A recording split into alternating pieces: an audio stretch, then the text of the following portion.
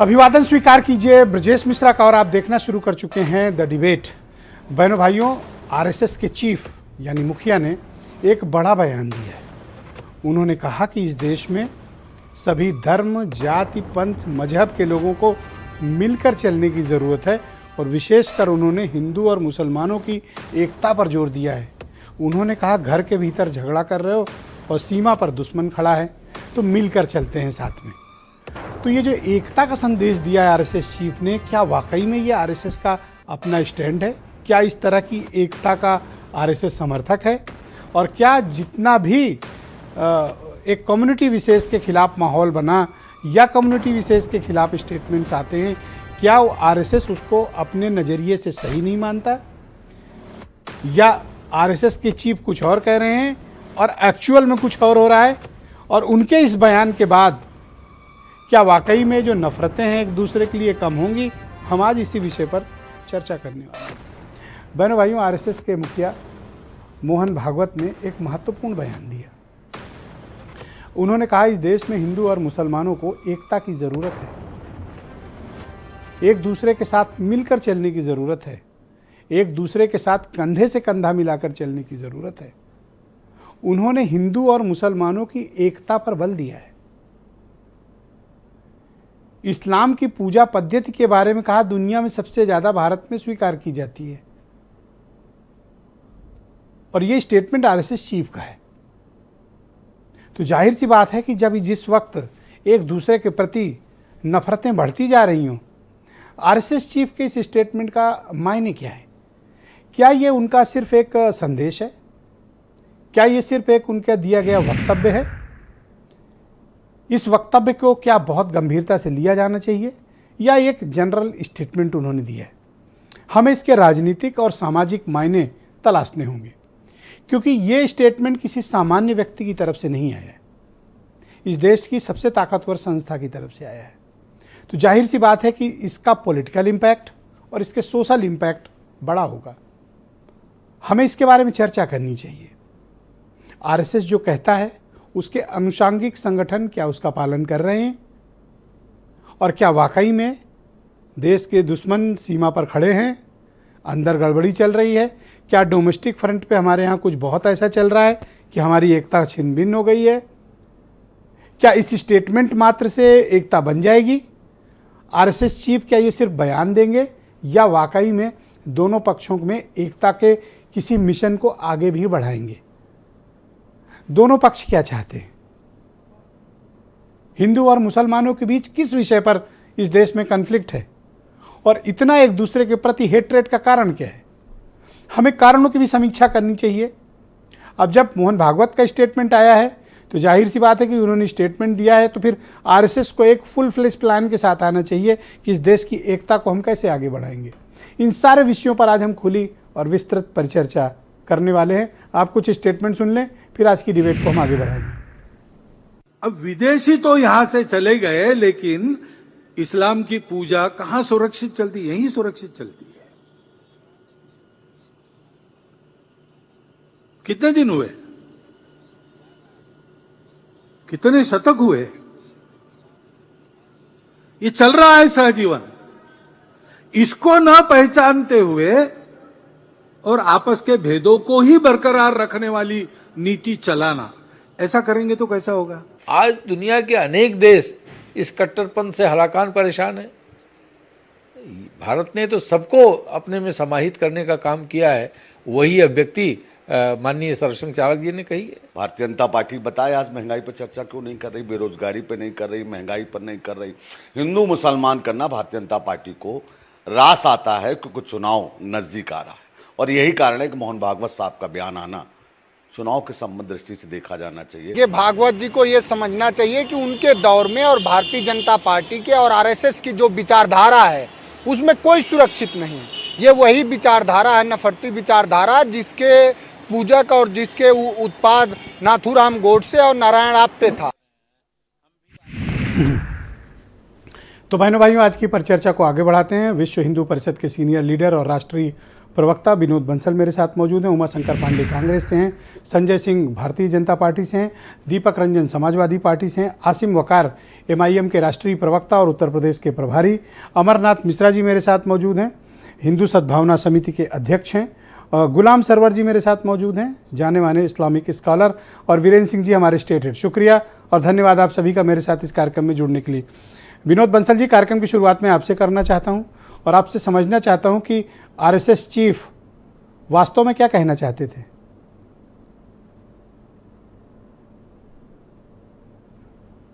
Okay, Sanjay Singh ji, यही सवाल मेरा आपसे है, आप जवाब दें। RSS चीफ कहना क्या चाहते थे? नमस्कार ब्रजेश जी।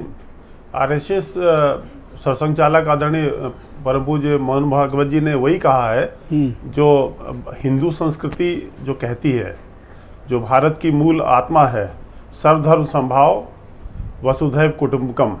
तो इसमें और उनका एक बड़ा संदेश है कि हिंदू मुसलमानों को साथ रह के रहेंगे तो तभी तरक्की हो पाएगी। और देखिए, उसमें कड़वा सच ये है कि मुस्लिम्स ने पाकिस्तान लिया, आज क्या स्थिति है पाकिस्तान की। आप भागवत जी की बात मानते हैं? हाँ, बिल्कुल बिल्कुल बिल्कुल बिल्कुल। तो उन्होंने कहा एकता पर बल, और उन्होंने एक हाँ और बिल्कुल, बात हमने आपसी भेदभाव ठीक नहीं की। नहीं, हमने आपसे, देखिए, हमने शुरू में इंट्रोडक्टिव में बोल दिया कि वसुधैव कुटुंबकम सर्वधर्म समभाव। और देखिए, सबसे बड़ा उदाहरण भारत और पाकिस्तान को ही ले लीजिए। पाकिस्तान में मस्जिदों में बम ब्लास्ट होते हैं, शियाओं की मस्जिदों में बम ब्लास्ट होते हैं, वहाँ मुसलमान आपस में ही है, वहाँ हिंदू तो नहीं है, लेकिन वहाँ सर आप फिर पाकिस्तान पहुंच गया रे। यहाँ नहीं, देखिए, RSS चीफ ने भारतीय परिप्रेक्ष्य में ये बात कही है। ब्रजेश जी, आपसी एकता दिया है। देखिए, अब आप उनकी बात न सुन के इस्लामाबाद चले गए। नहीं, देखिए, भारत का परिप्रेक्ष्य तभी हम समझ पाएंगे जब एक आइडियोलॉजी जिसने पाकिस्तान को बनवाया। आज भारत में मुसलमान बिल्कुल सुरक्षित हैं और उनकी पूजा पद्धति में कोई व्यवधान नहीं है।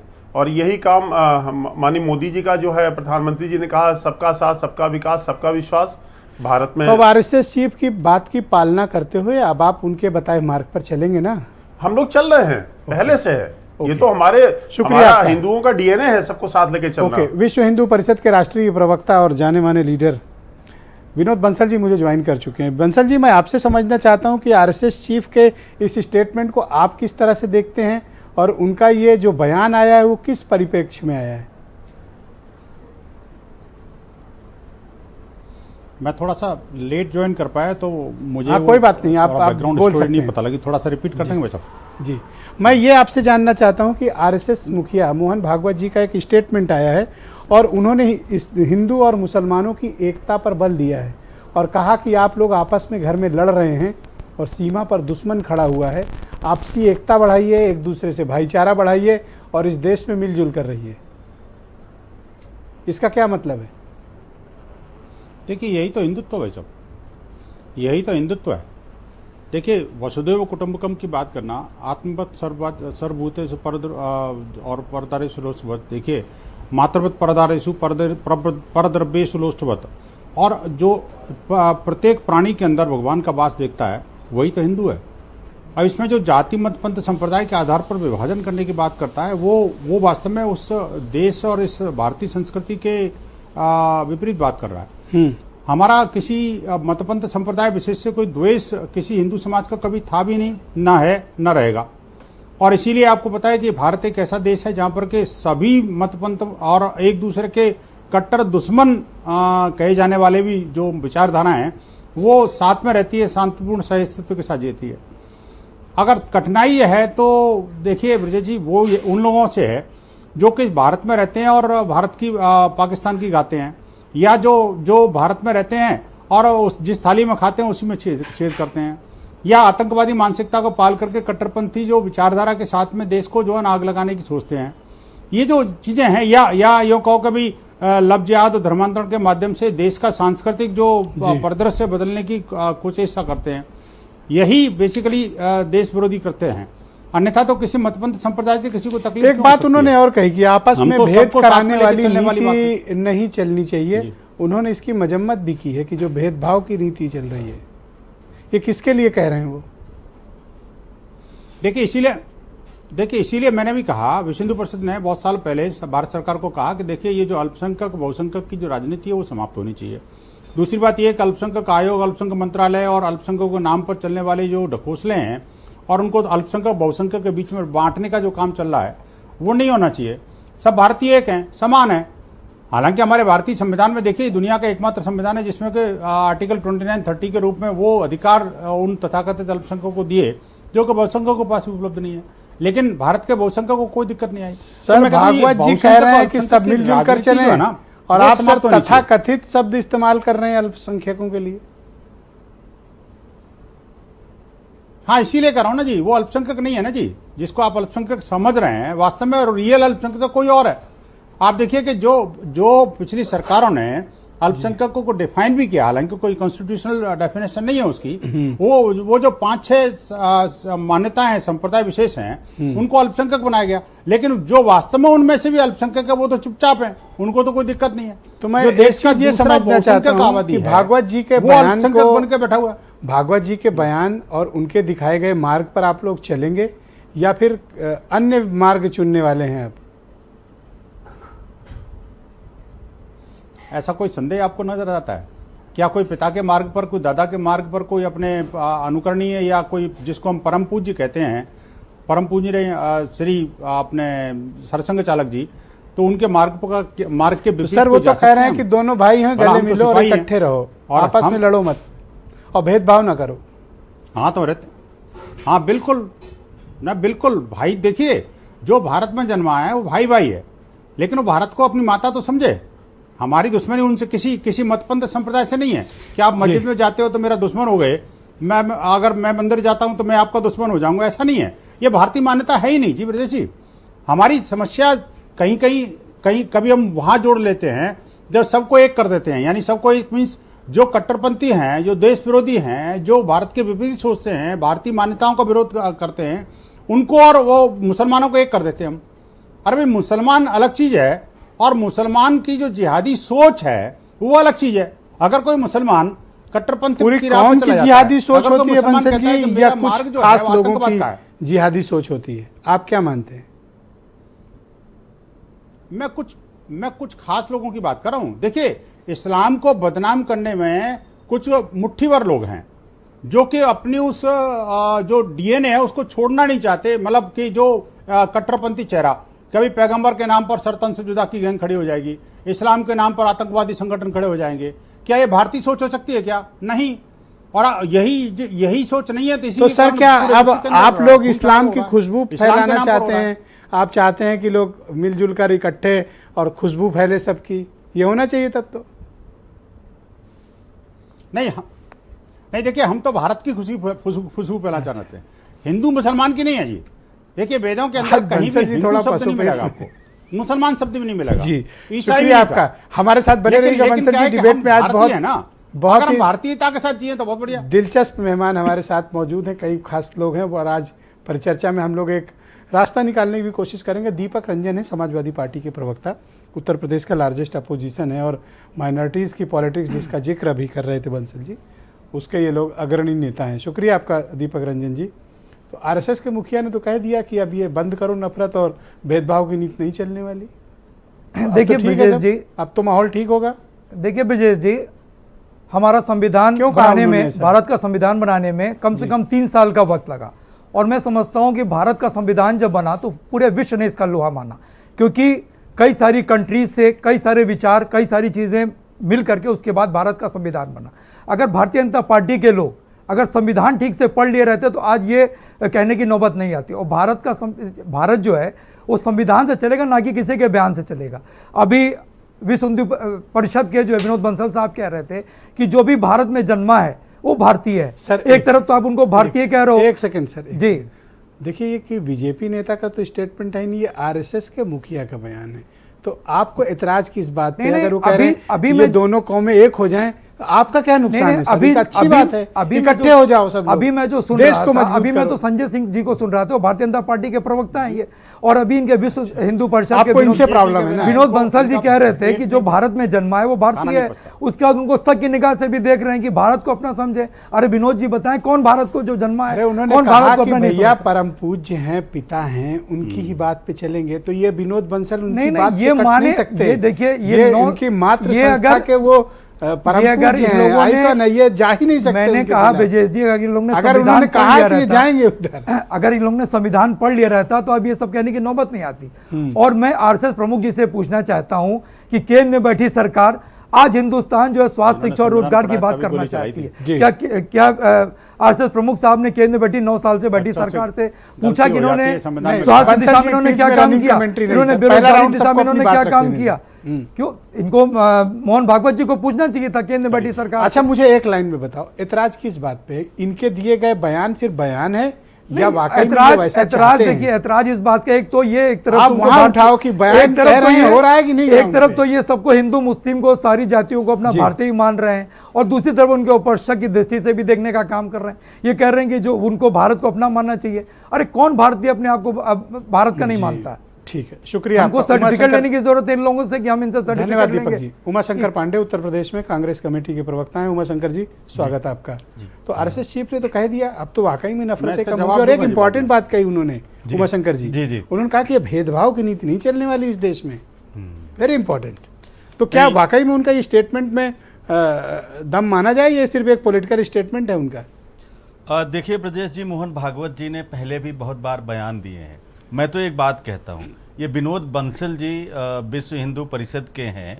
विश्व हिंदू परिषद भी आरएसएस का ही संगठन है, उनके पुत्र हैं, जैसा इन्होंने कहा पुत्र नाती टाइप अभी बंसल जी बताया। तो इनकी ये वाली क्लिप निकाल के मोहन भागवत जी को भेज दीजिए, अपने आप समझ में आ जाएगा कि वो क्या कह रहे हैं और उनके बेटे नाती पोते क्या बोल रहे हैं।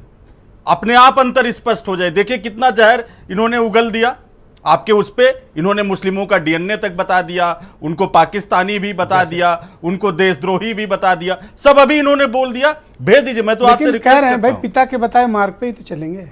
हाँ, तो पिता तो वो मोहन पिता ने कहा हिंदू मुस्लिम एकता जरूरी है।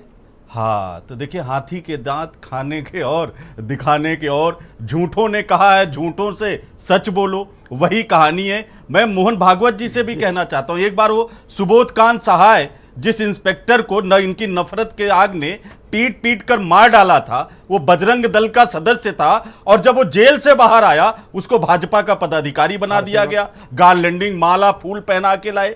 बिल्किस बानो के हत्यारों को एक बार बोल दें गुजरात सरकार को कि उसको दोबारा जेल भेज दें। अनुराग ठाकुर को समझा दें जो कहते हैं गोली मारो सालों को, वो साध्वी निरंजन ज्योति को समझा दें जो रामजादे हरामजादे की बात करती हैं। स्वामी चिन्मयानंद को समझा दें जो शाही इमाम को हरामजादा कह के नफरत की आग फैलाने की कोशिश करते हैं। प्रधानमंत्री जी को पत्र लिख दें जो कब्रिस्तान और शमशान की बात करते हैं। ये नफरत की आग बहुत बड़ी है। देखिए झूठ बोलने का उन्होंने ये स्टेटमेंट दिया क्यों? फिर अगर आपके हिसाब से उनकी कथनी करनी में फर्क है तो ये स्टेटमेंट देने का औचित्य क्या था फिर उनका? झूठ की ट्रेनिंग, झूठ बोलने की आदत। झूठ बोलते नहीं, इनका डाइजेशन नहीं होता, इनका खाना पचता नहीं।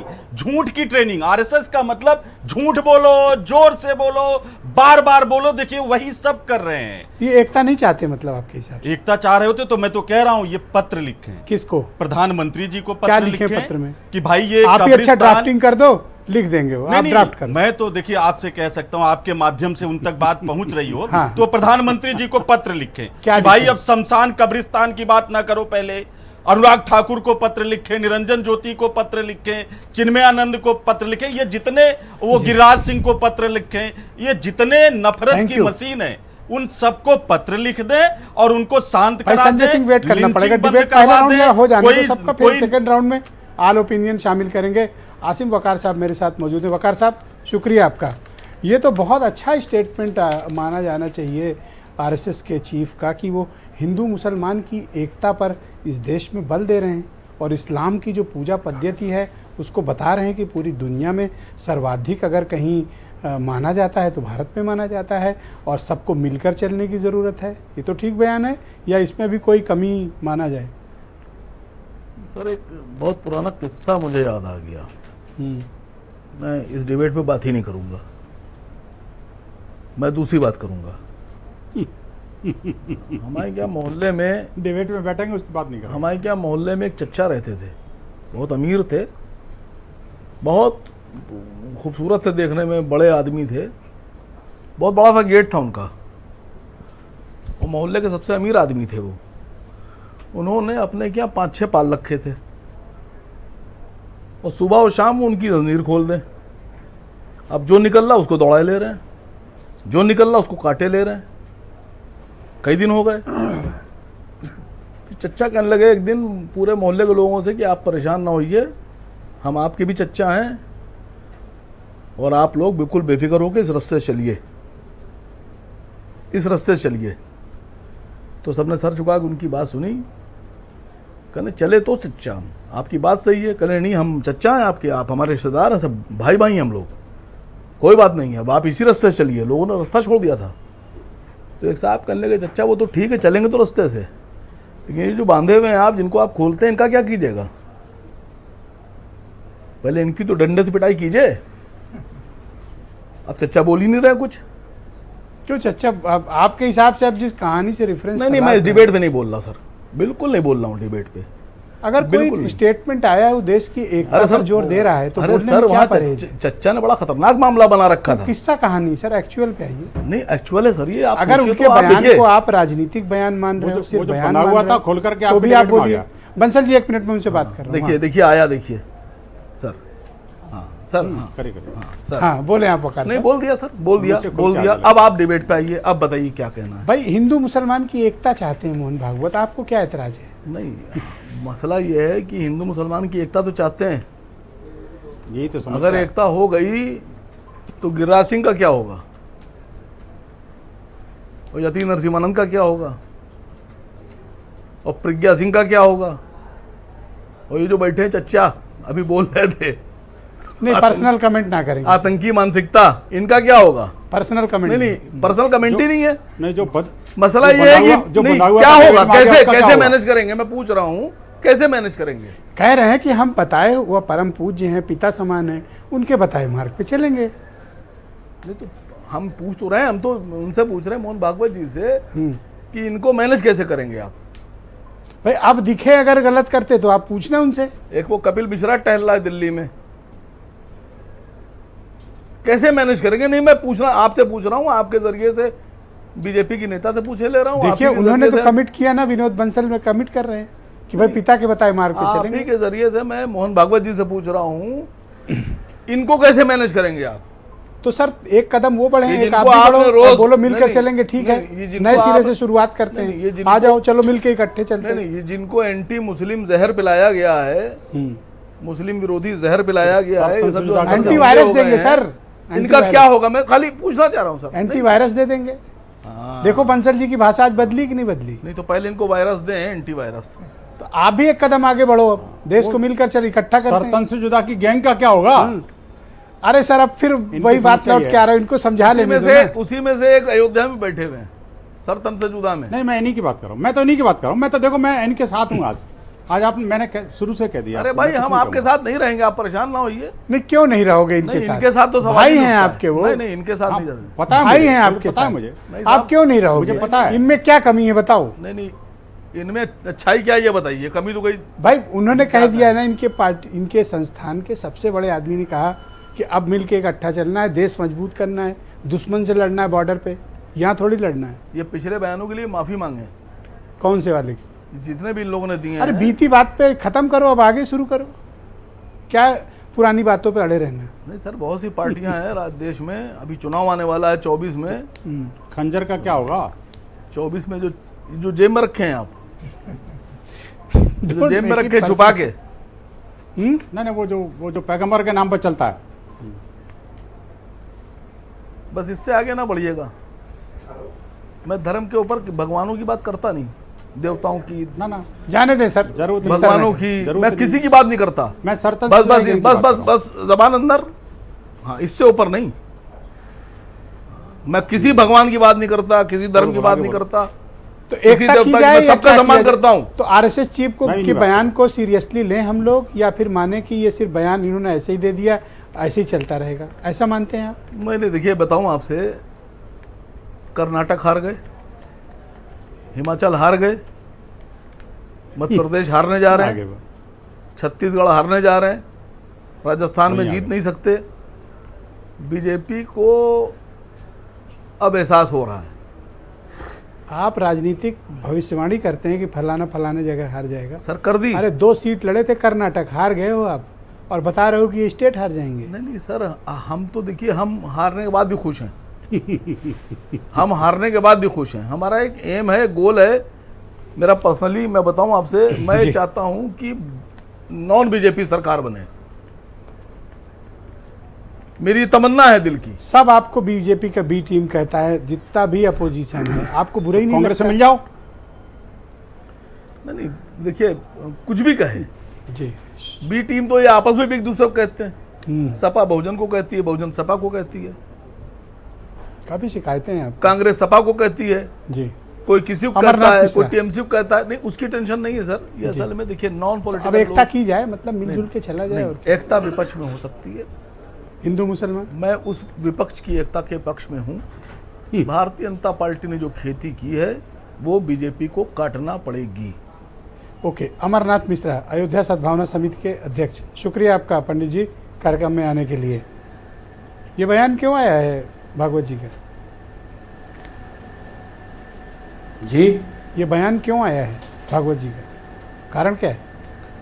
देखिए, जो भाईचारे की बात भागवत जी ने कही है, ये भाईचारा तो हिंदू सालों से दिखा रहा है कि ज्ञानव्यापी श्रृंगार गौरी में मुसलमान नमाज पढ़ रहे हैं, कृष्ण जन्मभूमि में नमाज पढ़ रहे हैं, अयोध्या में मस्जिद बन रही है, और सबसे ज़्यादा हिंदू दरगाहों में जाता है। ये हमारा भाईचारा आज से नहीं, बहुत वर्षों से चल रहा है।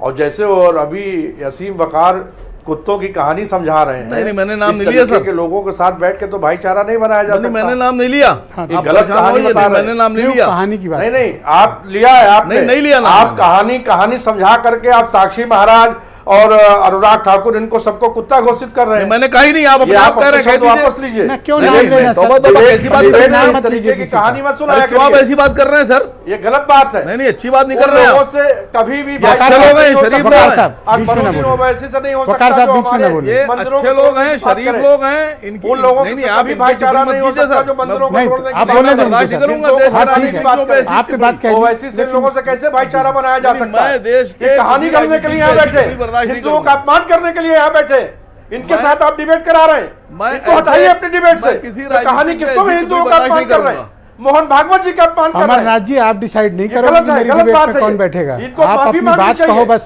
ये तरीका गलत है आप इनका। डिबेट ये डिक्टेट बहुत ना करो, कहानी अपनी किससे बात सुनाते करो हैं। बस। अगर हम लोगों ने अपनी कहानी बात किससे करो। सुनाना शुरू कर दिया तो इनकी जबान बंद हो जाएगी। अब तो आरएसएस चीफ के बयान खिलाफ जा रहे हो आप। नहीं, आरएसएस की चीफ ने कहा, वो बहुत सही कहा, मगर अकबरुद्दीन ओवैसी के साथ कैसे भाईचारा हो सकता है जो ये कहते हैं कि 15 मिनट में पुलिस हटा लो फिर हम देख लेंगे इस देश में क्या होगा। अरे सर, ओवैसी वैसे के तो साथ आप भी भाईचारा सलमान कैसे हो नकवी के सकता है? साथ घूम जो रहे आए थे। दिन देश तोड़ने की बात करते हैं, हिंदू विरोधी बात करते हैं जी। इनके साथ कैसे असीम वकार के साथ भाईचारा कैसे हो सकता है जो कहानी किससे सुना करके हिंदुओं को अपमानित कर रहे हैं? ओके। गुलाम सरवर साहब मेरे साथ मौजूद हैं, जाने माने इस्लामिक स्कॉलर हैं। सरवर साहब, शुक्रिया आपका। तो आरएसएस के मुखिया के इस बयान को वर्तमान परिप्रेक्ष्य में हमें किस तरह देखना चाहिए? ये एक गंभीर बयान है जो वाकई में आरएसएस के लोग चाहते हैं कि इस देश में एकता है, या फिर ये एक राजनीतिक बयान है जो नैतिक दृष्टिकोण पर उन्हें उच्च मानदंड पर रखता है? सबसे पहले ब्रजेश जी, आपका बहुत बहुत शुक्रिया कि आप बहुत दिनों के बाद जोड़ लिया। और मैं कुछ आदेश तो नहीं कर सकता, एक विनती आपसे करूंगा। आप डिबेट बहुत बेहतरीन कराते हैं, सब जगह तारीफ होती है। एक डिबेट आप, मेरी विनती है ये, एक डिबेट आतंकवाद को परिभाषित कैसे किया जाए, कट्टरपंथ का पैमाना क्या हो, इस पर भी करा दीजिएगा ताकि जरूर पता ये कराऊंगा, चले, बिल्कुल कराऊंगा। ताकि देश को पता चले कि आतंकवादी है कौन। बहरहाल जी, मुद्दे पर हम आते हैं। मोहन भागवत जी ने बयान जो दिया वो कोई एक छोटा सा बयान नहीं दिया सर, उन्होंने बाकायदा एक भाषण दिया है और उस भाषण में कई बातें कही है।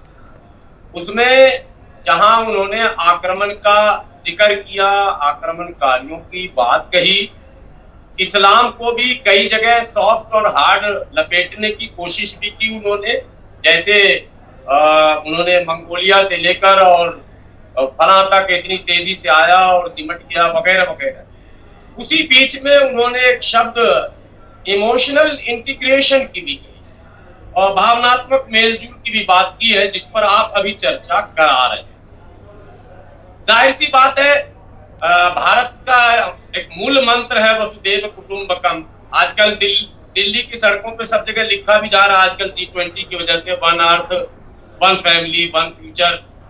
लेकिन क्या ये सत्य नहीं है कि आरएसएस से जुड़े लोग ही मोहन भागवत जी के आज के इस तमाम बयान के खिलाफ लगातार वो काम कर रहे हैं और मोमेंट की तरह काम कर रहे हैं? ऐसा नहीं। अब जब आक्रमण की बात आती है तो मैं अपने सभी आदरणीय पैनलिस्ट से भी और आदरणीय श्री मोहन भागवत जी से भी विनती करूंगा कि उन्हीं के विचारधारा से प्रभावित, उन्हीं के सौजातीय लोगों की लिखी किताब the Arctic home in the Vedas, बाल गंगाधर तिलक जी की लिखी, बोलगा से गंगा तक महापंडित राहुल सांकृत्यायन की लिखी हुई, रोमिला थापड़ की द आर्यन रिकास्टिंग कंस्ट्रक्ट लिखी हुई जी। और नेहरू जी का मैं नाम नहीं लूंगा क्योंकि नेहरू जी को तो इन लोग नेहरूद्दीन कहते हैं, वरना उन्होंने भी अपनी किताब में लिख दी है। तो उन्होंने तो खुद स्वीकार किया है, ये तमाम महापुरुषों ने, कि आर्यंस भी तो आक्रमणकारी थे, वो भी तो सरवर साहब, मैं वो एक बहुत विस्तृत और डिफरेंट रास्ते में वो चर्चा जाएगी। मैं ये जानना चाहता हूं कि क्या आप वेलकम करते हैं आरएसएस चीफ के इस मूव का, इस बड़े स्टेटमेंट का, या फिर उनका ये बयान सिर्फ पॉलिटिकल है? नहीं, हम तो हर उस बयान का स्वागत करेंगे जो देश में एकता, अखंडता, भाईचारा, प्यार, मोहब्बत, अमन, शांति की बात करे। तमाम निसंदेह मोहन भागवत जी अगर कदम बढ़ा रहे हैं, आपने कहा था कि आप भी एक कदम बढ़ाइए, हम दोनों कदम बढ़ाएंगे, हम उनके शाना बशाना चलने को तैयार हैं। उनके आदेश मैं चाहता हूं कि इस देश में लोग मिलजुल कर रहे हैं, आपस में तरक्की करें, एक दूसरे को आगे बढ़ाएं, देश को आगे बढ़ाएं। अब बीती बातों को तो हम पास्ट में जाके ठीक नहीं कर सकते, अब अपना मुस्तकबिल ठीक करें, भविष्य ठीक करें, आने वाली नस्लों को अच्छा हिंदुस्तान देकर जाएं। बिल्कुल बिल्कुल, ये कर्तव्य बनता है हर भारतीयों का कि ठीक है, पिछले इतिहास को कुरेदने से बेहतर है कि हम नए भारत के निर्माण में मिलजुल कर जी, विश्व गुरु अगर बनाना भारत को, तो हाथ से हाथ, दिल से दिल, कांधे से कांधा, कदम से कदम। बिल्कुल ठीक है सर, और आप ये अपील वकार साहब से भी करिए सर, गुस्सा है काफी, इनको मनाया जाना चाहिए। विनोद बंसल के भाई हैं, हम सब इनको आज डिबेट में अभी समझाएंगे सेकंड राउंड में। वीरेंद्र सिंह जी हमारे साथ आ गए हैं, शुक्रिया आपका सरवर साहब। वीरेंद्र सिंह जी हमारे स्टेट हेड इस कार्यक्रम में जुड़ चुके हैं। वीरेंद्र जी, आरएसएस के मुखिया का ये बयान ऐसे परिस्थिति में आया है जब वाकई में देश में एक दूसरे के प्रति नफरत काफ़ी तेज बढ़ी हुई है, हेट्रेड है काफ़ी ज़्यादा, एक दूसरे से नाराज़गी भी है, एक दोनों कम्युनिटी में एक खाई गहरी बढ़ती जा रही है। इस स्टेटमेंट से ये चीज़ें कितनी दूर होंगी और क्या माहौल और बेहतर होगा? और आरएसएस मुखिया के बाद बाकी उनके अनुषांगिक संगठन, गैर अनुषांगिक संगठन ये सब मानेंगे या नहीं मानेंगे? देखिए, मर्यादा में रहना, और जो बड़े लोग हैं इस देश के, जो संगठनों के प्रमुख हैं, अगर वो ये बात करते हैं तो स्वाभाविक है कि इसका स्वागत होना चाहिए। इस देश में या दुनिया के किसी भी देश में हर वक्त ऐसे आचरण की और ऐसे लोगों की ज़रूरत होती है जो समय समय पर आने वाली पीढ़ियों को मर्यादा की और नैतिक शिक्षा की जिम्मेदारी का एहसास कराते रहें। इसमें कोई बुराई नहीं है और इस देश की बड़ी ये ज़रूरत है, लेकिन सत्ता की खातिर मर्यादा न लांघें। आरएसएस के मुखिया का, प्रमुख का ये बयान, इसको मानने वाले कितने लोग हैं ये बड़ा महत्व रखता है। जिस देश में पाखंड, छुआछूत, जात पात, तमाम सारे ऐसे आज भी चीज़ें चलती हों और जिनके नाम पर चुनाव होता हो, राजनीति होती हो, वहाँ पर इन चीज़ों को रोक पाना, मर्यादा में रख पाना इतना आसान नहीं है। देखिए, एक बात कुछ साफ झलकती है कि बीजेपी को शायद अब धीरे धीरे मुस्लिम वोटों की ज़रूरत सता रही है। वो चाहती है कि कुछ मुसलमान उनको वोट करें, इसलिए भी बहुत सारे भाईचारे और मिलन मेल मिलाप की बातें होने लगी हैं। बीजेपी ने पसमानदा सम्मेलन भी शुरू किया और उत्तर प्रदेश की विधान परिषद में 4 लोगों को एमएलसी बनाकर मुस्लिम समाज से वो भेज चुकी है। जिन पर हिंदू की पार्टी होने का ठप्पा है, जिन पर बहुत पुराने नेता दरी और बोरा बिछा रहे हैं, वहां पर मुस्लिम समाज के लोगों को उच्च सदन में 4 सीट बीजेपी ने दी है। तो एक खिड़की वो खोले रखना चाहती है जिससे कि कुछ हवाएं आती रहे दूसरे भी धर्म और वहां के लोगों की। ब्रजेश जी, ये साफ है कि आक्रमणकारी चाहे मुगल रहे हो या अंग्रेज, वो हमारे आदर्श नहीं हो सकते। भारतीय संस्कृति, हिंदुत्व, सनातन धर्म, जैसा हमारे पूर्वजों ने शास्त्रों ने लिखा है, ये हमेशा पथ प्रदर्शक रहे हैं, नेतृत्व करते रहे इस देश का। इनके बहुत पहले से भी कई हजारों साल की परंपरा है। अगर वो संस्कृति मजबूत होती है तो किसी को कोई एतराज नहीं है, उसको होना भी चाहिए। लेकिन खाली उस संस्कृति के नाम पर सत्ता हथियाई जाए, ये भी जायज नहीं है। जिस देश में तिकड़म करके आधी रात में सरकार गिरा के विधायकों की खरीद फरोख्त करके सरकारें बनाई जाएं, ये भी मर्यादाओं का उल्लंघन है। उच्च कोर्ट की नैतिकता की जो उम्मीद हमारे राष्ट्र के नेताओं से की जाती है, क्या इस बयान के बाद दूसरे पलड़े में आप उसको तौल कर देखेंगे तो आपको उसमें कोई बैलेंस नजर आएगा? बड़ी छोटी सी बात है कि सियासत में मर्यादा और नैतिकता ये सब किताबी शब्द बनकर रह गए हैं। इनका दैनिक जीवन में न कोई नेता उपयोग करता है, न कोई पार्टी उपयोग करती है और इस्तेमाल करती है जी। सब अपना काम बनता के हिसाब से चलने वाले लोग हैं और विरोधियों को दुश्मन की तरह जब राजनीति में ट्रीट किया जाएगा तब ना नैतिकता बचेगी, ना मर्यादा बचेगी और आचार विचार व्यवहार तो बहुत दूर की चीज है। इस बयान से कुछ बदलेगा या नहीं बदलेगा? देखिए, बड़े नेताओं की अपील असर करती है, इसमें कोई शक नहीं कि संघ प्रमुख ने जो कहा है वो एक उच्च कोटि का बयान है। और इस देश में जो आदर्शवादी लोग हैं, जो शांति को चाहते हैं, जो भाईचारा चाहते हैं, प्रेम मोहब्बत वाले लोग हैं, उनको ये बात पसंद आनी चाहिए जी। लेकिन आप देखो कि अंग्रेजों की नीति थी कि फूट डालो राज करो। अंग्रेज चले गए, वो नीति वो यहीं छोड़ गए नेताओं के लिए। सबके काम वो आएगी ना। वो जात के नाम पे फूट डालते हैं, अब वो वोट लेने के लिए सारा हथकंडा अपनाते हैं। समस्या तो इसी बात की है कि जिस नीति का खत्म हो जाना चाहिए था उसका भरपूर इस्तेमाल हो रहा है। और भारत जैसे विभिन्न धर्मी देश में, जहाँ विभिन्न धर्मों के लोग हैं, जहाँ सबको समान रूप से अधिकार देता है संविधान जी, वहाँ पर न धार्मिक आधार पर भेदभाव मान्य है, न जातिगत। हम लोग तो ये मानते हैं कि न अली, न बजरंगबली, न शमशान, न कब्रिस्तान, न हिंदू, न मुसलमान, जब सब एक हैं तो उनको एक ही नजरिए से आपको देखना और रखना पड़ेगा। चलेगा देश संविधान से। बिल्कुल बिल्कुल ठीक। तो ये जो आदर्शवादी बातें हैं, ये जो आदर्श चरित्र है, इनको बातों को कहना और आदर्श चरित्र को अपनाना बड़ा कठिन होता है, बड़ा अंतर होता है जी। ये गुण हमारे देश के ऋषि मुनियों में एक जमाने में हुआ करता था। नई पीढ़ी में वो बहुत लुप्त होता जा रहा है। जो कहा जाए उसका उल्टा समझो। लेकिन अभी भी बहुत सारे लोग हैं इस धरती पर और इस देश में जो सच्चाई को मानते और जानते रहेंगे, क्योंकि नाम और बदनाम में ज़्यादा फर्क नहीं होता है।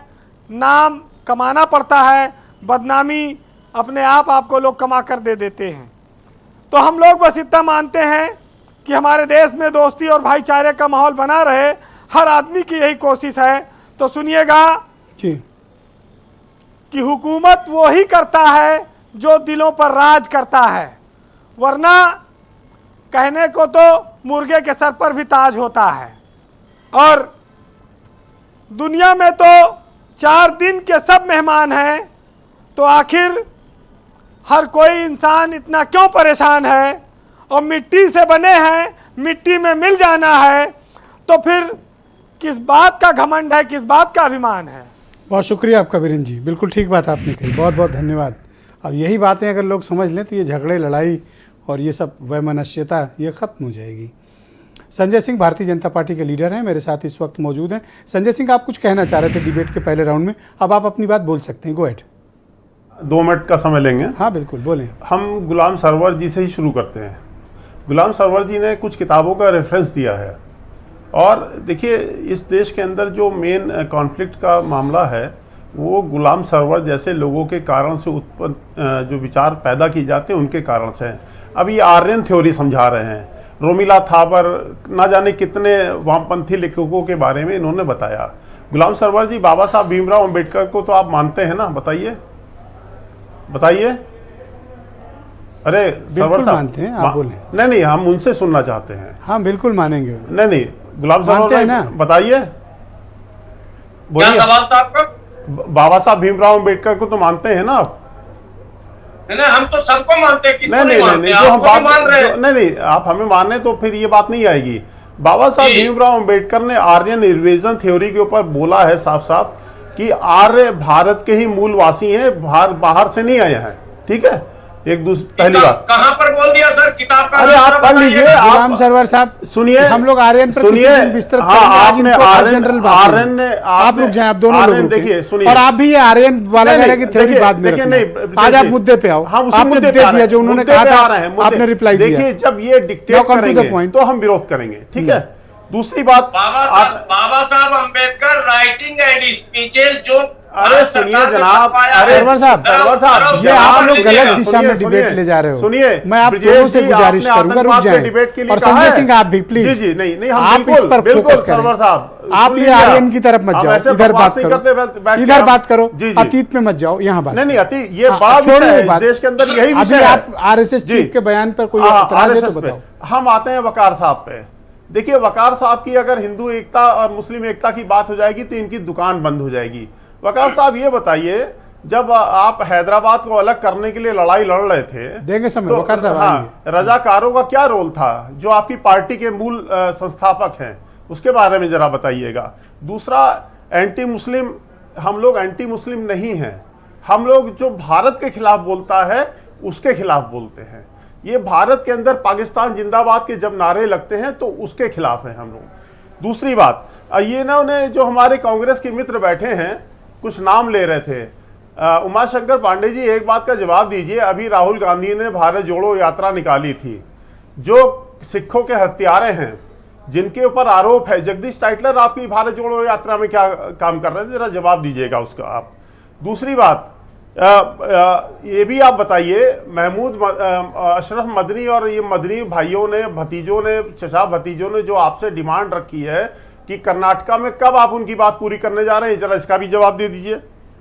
और भाई बंधु नहीं, दूसरी देखिए, बीच में नहीं, दो कटाकी कोई नहीं करेगा। पांडे जी शांत हो जाओ, बोलना चाहते हैं, सिर्फ संजय सिंह बोलेंगे। जो ब्रजेश जी, संजय सिंह 20 सेकंड बचे हैं आपके पास। हाँ बिल्कुल। देखिए, मोहन भागवत जी का जो एक बयान है, ये बहुत बड़ा बयान, इस परिप्रेक्ष्य को आप समझने की कोशिश करिए। हिंदू हम समझने की कोशिश कर रहे हैं, आपके अरे थोड़ा आप भी तो समझो। आपको नहीं समझा रहे हैं ब्रजेश जी, हम आपके आप समझो। नहीं, हम लोग समझे समझाए हैं, हम लोग समझे समझाए, हम लोगों को समझने की जरूरत नहीं है। देखिए, अगर हिंदू मुस्लिम एकता होती तो भारत का बंटवारा नहीं होता, और अगर भारत का बंटवारा नहीं होता तो आज भारत फिर पहुंच गए 47 में। नहीं, आगे बढ़ो। अरे पहुंचना पड़ेगा ब्रजेश जी, जड़ वही है। Okay, Vinod Bansal ji, thank you. आपका टाइम ओवर, आप अपने 50 सेकंड ज्यादा बोल। आज सुपर पावर होता भारत। Thank you. ब्रजेश भाई, मैं थोड़ा सा बीच में बोलना चाह रहा था। अच्छा, पहले मैं अच्छा बोल लें, आप बोल। सबसे पहली बात तो एक साफ कर दूं कि भारत में जो बयान आया है आपके आरएसएस चीफ का, इस बयान को इस तरह मत देखिए कि वो सारे हिंदुओं की तरफ से बोल रहे हैं, या आप ये मत समझिए कि मैंने, देखिए हम सब हिंदुस्तान में जो रह रहे हैं वो आपस में भाईचारे से ही रह रहे हैं। दीपक रंजन हिंदू हैं, हमारे दोस्त हैं, भाई हैं। बंसल जी भी तो भाई, उमा शंकर हमारे दोस्त हैं, भाई हैं। बंसल जी, ब्रजेश मिश्रा जी हमारे भाई हैं, बंसल, वीरेंद्र सिंह जी हमारे भाई हैं। हम लोग क्या हैं? एक सेकंड, संजय सिंह बीच में नहीं। वीरेंद्र सिंह जी हमारे भाई हैं। संजय सिंह जो अरे बंसल जी भाई हैं, जो हिंदू बीजेपी में है, उनका नाम ही नहीं ले रहे, समझिएगा। जो हिंदू बीजेपी में है, आप अभी इनसे पूछिए तो ये तो कह देंगे कि जो बीजेपी में हिंदू नहीं है वो सब देशद्रोही हैं। ये तो मुलायम सिंह जी को मुल्ला मुलायम कहते थे ना, बीच में नहीं, अब आप नहीं, अब दूंगा टाइम बचेगा। ये मुलायम सिंह जी को मुल्ला मुलायम कहते थे, समाजवादी पार्टी को ये लोग नमाजवादी, समाजवादी पार्टी को नमाजवादी पार्टी कहते थे। मतलब जो हिंदू राष्ट्रीय अध्यक्ष, उनका पार्टी हिंदुओं की, उसको ये नमाजवादी पार्टी कह दे रहे हैं। राहुल गांधी ब्राह्मण परिवार से आते हैं, उनको भी ये देशद्रोही कह दे रहे हैं। आरएसएस के मुखिया के इस प्रस्ताव, तेजस्वी, नहीं सर सुनिएगा पहले आप तेजस्वी यादव, उसको भी ये, तेजस्वी को भी कहते हैं ये देशद्रोही हैं। ममता बनर्जी भी, जो बीजेपी में नहीं है, जो बीजेपी में नहीं है वो सब देशद्रोही। जी, ये बताओ कि आरएसएस चीफ का प्रस्ताव माना जाए ना माना जाए? नहीं, आरएसएस चीफ का प्रस्ताव, आरएसएस चीफ, आरएसएस, पंडित जी शांति, पंडित जी अपनी बारी में बोलना, बेहतरीन बोलना। अरे गलत कह रहे हैं जी, जाति प्रमाण, अरे कैसी बातें आप, भाषा सीखिए। फारसी आदमी को ब्राह्मण बता रहे हैं, कौन सी बिरादरी से हो? ना एक कैसी भाषा है अपनी डिबेट में, ऐसा होता ही नहीं है। दोनों लोग की देखो, दो आवाज, कोई प्रमाण पत्र? Thank you. अरे मैं गर्व से कह रहा हूँ, दोनों लोग गर्व से कह रहा हूँ, डाउन गाली गलौज, डाउन गाली गलौज नहीं, थैंक यू। तो प्रस्ताव माने वकार साहब? नहीं, देखिए, फिर मैंने आपसे कह दिया कि सारी बुराइयां जिधर से हैं, पहले वो बुराइयां दूर करें, गाली बकने वालों को दूर करें, इल्जामात लगाने वालों को दूर करें। मैंने भी आपके सामने कहा कि जो बीजेपी में नहीं है, ये तो उसको भी देशद्रोही करते थे। देखिए राहुल गांधी को इन्होंने कह दिया हिंदू नहीं है। भी आपके भाई हैं, स्वीकार नहीं, आप देखिए राहुल गांधी को हिंदू ही नहीं मान रहे हैं। नहीं, वो अमरनाथ, अभी अगर आप नहीं, अगर अभी उनका अपना अलग विचार है, अगर अभी आप विचार को आरएसएस का नहीं है सर, सुनिए, अगर अभी आप सख्ती से, अगर आप अभी राजीव गांधी के, अरे शांत रहिए पंडित जी, ऐसा मत करो, रुक जाओ पंडित जी, रुक जाओ। अरे सर, अगर अभी ब्रजेश मिश्रा जी सख्ती से 2 सवाल पूछ लेंगे तो ये आपको भी कह देंगे पंडित नहीं है आप। अरे सर, जो बता रहा हूँ आपसे, आप ट्राई करके देखिए, तसल्ली रखो, आप ट्राई कीजिए एक बार, क्या मैं मारपीट करूं, कॉलर पकड़ूं किसी का? अरे ट्राई कीजिए एक बार, देखिए क्या होता है। डिबेट मैं सबको मौका दूंगा। अरे ट्राई तो कीजिए एक बार, देखिए। आपने किया तो ट्राई दिया तो उन्होंने आपको। ओके भाई विनोद बंसल जी, क्यों नाराज है वकार साहब? जब सबको मनाया जा रहा है तो इनको भी मनाया जाए और सबको साथ लेकर चला जाए, इसमें क्या बुराई है? सर हम मुसलमान और हिंदू सब मिलकर ही रह रहे हैं। थैंक यू सर, हमें कोई टेंशन नहीं, नहीं हम सब हिंदू मुसलमान मिलकर रह रहे हैं। प्लीज अब शांत हो। बंसल जी गो हेड, आप बोले।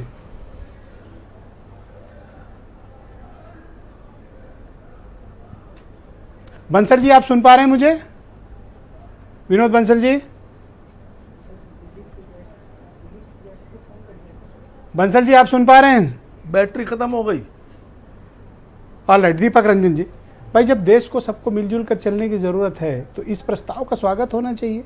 कोई चलो पहल तो हुई, आप भी एक कदम आगे आओ, दोनों एक हिंदू मुसलमान। देखिए विजय जी, अभी अमरनाथ मिश्रा जी कह रहे थे आपसी भाईचारे की बात कर रहे थे, लेकिन आपसी भाईचारे को तार तार किसने करने का काम किया, ये उस विषय में नहीं बोला इन्होंने। अभी विनोद बंसल साहब उनको अपना पिता बता रहे थे, अपने आप उनका पुत्र बता रहे थे, अब उनके रास्ते पे चलेंगे ये। तो अभी तक ये किसके रास्ते पे चल रहे थे? क्यों उन्होंने आपसी भाईचारे को तार तार करने का काम किया? और इस प्रस्ताव का एक्सेप्ट किया जाए, आरएसएस चीफ का ये ना किया जाए। आप अपनी पार्टी, पंडित जी आप बीच में ना बोलो, मैं आपसे कई बार निवेदन कर चुका हूं, आप भागवत जी का बयान पूरी अपनी बारी में आपको समझ दूंगा। आप अनावश्यक, पंडित जी गलत रास्ते पर हो।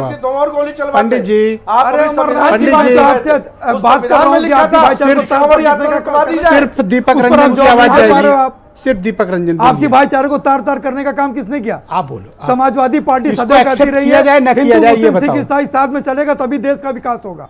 तो एक्सेप्ट किया जाए। समाजवादी पार्टी के राष्ट्रीय अध्यक्ष ने सदैव कहा है, और आपसी भाईचारा तभी काम होगा जब केंद्र से ये फिरका परस्त ताकतें दूर होगी। एक बात, एक चीज बता, एक सवाल का जवाब। ये देखिए ब्रजेश जी, मोहन भागवत जी का बयान पूरी तरीके से जी आप ही की बारी आ रहा हूं सर। देखिए मोहन भागवत जी का बयान पूरी तरीके से राजनीति से प्रेरित है, पूरी तरीके से स्क्रिप्टेड है, और ये कहीं ना कहीं राजनीति में अपना ये चुनाव में अपना विनोद बंसल जी गो अहेड भाई, आपके पास बहुत जवाब होगा देने के लिए। आपके ऊपर कई टिप्पणियां हुई हैं और मुझे लगता है कि आसिम वकार को भी मनाया जाना चाहिए। सबको एक साथ एक प्लेटफॉर्म पर आने की जरूरत है। गो अहेड बंसल जी बोलिए। नहीं ब्रजेश जी, बिल्कुल ये देश की आवश्यकता है कि जब तक चारों उंगलियां, 5 उंगलियां एक साथ होकर के मुट्ठी नहीं बनेगी, तब तुम किसी बार वाले को मुक्का नहीं दिखा सकते। ये भी समझना पड़ेगा। अब बात देखने की है कि कोई व्यक्ति कैसा है, कैसा अपने आप को सोचता है, वो अपनी सोच के ऊपर निर्भर करता है। लेकिन फिर भी ये भारत बड़ा व्यापक है। ये भारत वो है जो कि सबको अपना मानता है, चाहे अपना है तो भी और नहीं है तो भी। हमारी मान्यता ही डिफरेंट है। लेकिन क्या है कि वजह जी कुछ लोग हैं जो उस मात से बाहर नहीं निकलना चाहते, क्योंकि उनका अपना वोट बैंक सधा हुआ नजर आता है। उनको लगता है कि अगर मैं मुसलमानों की बात करूंगा तो मैं तो जीतता रहूंगा, अगर मैंने हिंदू को अगर भाई बोल दिया तो लोग मेरे ही कट जाएंगे। ये जो डर जिनके मन में रहता है ना, जो साइकोपैथ इस तरह के लोग होते हैं, वही डिबेट के दौरान ओपन बोलने से घबराते हैं, डर लगता है उनको। और फिर इधर उधर की बातों को बता, डिबेट का जो टॉपिक है, टॉपिक को छोड़ करके फिर कभी कुत्ते की बात करेंगे, कभी बिल्ले की बात करेंगे, तो जो उनके मन में होता है, जो उनकी धारणा होती है, वो आगे सामने आ जाती है। लेकिन मैं किसी पर टिप्पणी नहीं करूंगा। बात यह है कि देखिए, भारत को एक रहना पड़ेगा। भारत एक था, भारत एक है, भारत एक रहेगा। रही बात मुसलमानों की, तो अगर आप ये कहते हो कि मुसलमान ऐसा क्यों करते हैं, तो मैं कहता हूं कि देखिए, जो मुस्लिम राष्ट्र हैं, उन मुस्लिम राष्ट्र में क्या मुसलमान सुरक्षित है क्या? अगर ये कहते हैं कि नहीं, हिंदू कोई गड़बड़ करता है कि या हिंदूवादी कोई संस्था गड़बड़ करती है, तो भैया वो जो सीरिया, पाकिस्तान, तजाकिस्तान और अपने बांग्लादेश में जो कुछ हो रहा है, वो वहाँ क्या कोई हिंदू कर रहा है? वो तो हिंदू पर हो रहा है। तो मुस्लिम का 2014 के बाद है क्या हिंदुस्तान? अगर हम एक रहेंगे तो श्रेष्ठ रहेंगे। तो आप चाहते हैं कि अब ये वक्त आ गया है, सब लोग मिलजुल कर चलें। दीपक भाई, दीपक भाई, आपके बारे में ये बीच में देखिए दीपक जी, नहीं बीच में कोई नहीं बोल रहा, कोई किसी को डिस्टर्ब ना करे। बात का भी आप बोलिए, आप Bansal ji go ahead, 20 second बचे हैं आपके पास। देखिए दीपक जी के नेताजी ने तो कहा था ना ये इस बात को, कभी ठीक है 5 महीने तो क्या हुआ, मेरा कब अच्छा लगा, मैं तो 50 को मार देता। हिंदू जो गोली चलाई तो महसूस करने का काम कौन? तो सर पद्म विभूषण वाली बात जी को कुछ तो फॉलो कर लीजिए आप। दीपक जी, आपसी भाईचारे की बात कर रहे हो, आप ऐसे करने का काम कर रहे हो। मोहन भागवत जी को फॉलो करना पड़ेगा। पाएंगे आप अगर देश के साथ। उमाशंकर पांडे, ध्यान देने से कुछ, थैंक यू, शुक्रिया। उमाशंकर पांडे, 50 सेकंड आपके पास, गो अहेड। देखिए, जगदीश टाइटलर की बात कर रहे थे, पंजाब की बात कर रहे थे, पूरी ताकत लगा ली पिछले 40-50 सालों में, अपने दम पर कभी दहाई का आंकड़ा नहीं पार कर पाए। हमने तो वहां सरकार बनाई, और अभी किसान आंदोलन हो रहे थे, 700 किसान मर गए, तो इन्होंने उनको खालिस्तानी, पाकिस्तानी और देशद्रोही का पूरे पंजाब के सिखों को माने, उनके बयान को ना माने भागवत जी के। नहीं, दूसरी बात देखिए, हिंदू और मुसलमान इस देश में गंगा जमनी तहजीब के साथ हमेशा से मिलकर रहा है। ब्रजेश जी, महाराणा प्रताप की सेना में मुसलमान नहीं थे या अकबर की सेना में हिंदू नहीं थे। 1857 की लड़ाई हिंदू और मुस्लिमों ने एक साथ मिलकर लड़ा। आजादी की लड़ाई बंदे मातरम इनकलाब जिंदाबाद के नारों के थोड़ा सा वक्त का अभाव, थोड़ा सहयोग करें। तो हमेशा अमरनाथ मिश्रा जी, नफरत ये फैला रहे हैं, और मैं आपसे निवेदन करूंगा मिश्रा जी, और ब्रजेश जी संसदीय शब्दों का 50 सेकंड पूरे नहीं हुए। देखिए, आज इस देश में इस्लाम की बात छोड़िए, आज रुक जाए, मैं किसी और दिन आपको और समय दे दूंगा। आज यही मोहन भागवत ने ब्राह्मणों को कहा कि जातियां इन्होंने बनाई, नहीं, आई एम सॉरी, ओबीसी और आज दलित समय के लिए थोड़ा कहा, कम, इनके कृपया सहयोग कर दें आज पांडे जी। ओके, अमरनाथ जी, थोड़ा खंजर में बोल दो। अमरनाथ जी, पैगंबर के नाम के, थैंक यू। पैगंबर के नाम ना बीच में ना बोलने बंसल साहब। मिश्रा जी 20 सेकंड गैंग पे बोल दो। और मैं निवेदन करूंगा कि संसदीय शब्दों नहीं बोला, मिश्रा की आवाज जाएगी। बोलिए मिश्रा जी, आपकी बात सुनाई नहीं पड़ रही है। मैं ये जानना चाहता हूं कि जब आरएसएस चीफ का स्टेटमेंट आया है तो सबको मिलकर वेलकम करना चाहिए और देश में सबको एकता का माहौल बनाइए। देखिए वेलकम है मोहन भागवत जी के इस बयान का, मगर ये आपके यहाँ 2 मुस्लिम सर लोग ये बैठे, फिर इनसे आप ये पूछे जी कि नाराए तदबीर अल्लाह अकबर का नारा दे करके शब्बीर के कातिल कौन थे? आरएसएस और विश्व हिंदू परिषद बीजेपी का कातिल नहीं था शब्बीर का। कौन थे वो लोग? अकबरुद्दीन ओवैसी अगर कहते 15 मिनट के लिए पुलिस हटा लो, तो आप क्या चाहते हैं? सर आपका रिकॉर्ड वहीं फंसा हुआ है, आगे बढ़ो। जो लोग ज्ञानव्यापी में मंदिर नहीं बनने देना चाह रहे हैं, उनके साथ हम भाईचारा करेंगे। थैंक यू, बहुत शुक्रिया। भूमि में थैंक यू। मंदिर नहीं बनने दे रहे हो, क्या उसके साथ? गुलाम सरवर साहब 20 सेकंड है आपके पास, आप सर रिप्लाई करें, आज थोड़ा वक्त का अभाव है, कृपया सहयोग करें आप लोग समय के मामले में। मैं अपने सभी बड़े भाइयों से, सम्मानित पैनलिस्टों और विशेषकर मिश्रा जी को सद्भावना चलाते हैं। पता नहीं मिश्रा जी को आज क्या हो गया, गुस्सा है सद्भावना के आज इतना अच्छा मौका मिला है। अगर मोहन भागवत जी ने तमाम बातों के साथ खुले मन से एक बात कही है कि हमको आपस में भेदभाव, जाति भेद, धर्म भेद से ऊपर उठकर भारतीय समझकर आपस में एक दूसरे की मदद करनी चाहिए, मिलजुल कर देश को मजबूत और विकसित राष्ट्र करना, दुश्मनों से मुकाबला करना। अब मिश्रा जी फिर पुरानी कहानी छोड़िए। आपने ब्रजेश जी बहुत अच्छी बात कही कि छोड़ो कल की बात है, कल की बात पुरानी, और आओ मिलजुल कर हम लोग लिखे नई कहानी। मैं यही आह्वान करूंगा। आपका बहुत बहुत शुक्रिया। आप सब पैनलिस्ट का मैं बहुत शुक्रगुजार हूँ कि आप सब ने बहुत गंभीरता का परिचय दिया और अपनी अपनी बात रखी। और बहनों भाइयों, आप सबका भी शुक्रिया, धन्यवाद इस कार्यक्रम को देखने के लिए। नमस्कार।